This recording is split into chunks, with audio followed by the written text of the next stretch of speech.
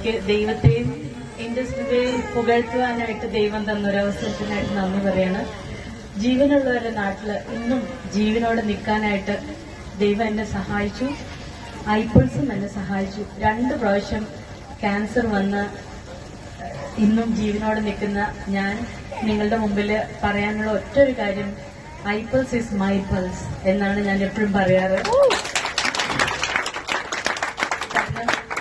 ഐപ്പിൾസ് കഴിക്കുന്നതിന് മുമ്പ് എന്റെ അവസ്ഥ വളരെ മോശമായിരുന്നു.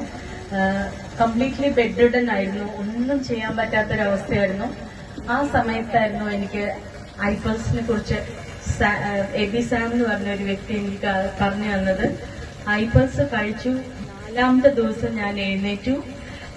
ഇന്നും അന്ന് മുതൽ ഇന്ന് വരെയും ഞാനിങ്ങനെ നിൽക്കുന്നു, ഓടി നടക്കുന്നു, കാറ് ഡ്രൈവ് ചെയ്യുന്നു, എല്ലാം ചെയ്യുന്നു. ഐപ്പിൾസിന് നന്ദി, ഇൻഡസ്ട്രിക്ക് നന്ദി.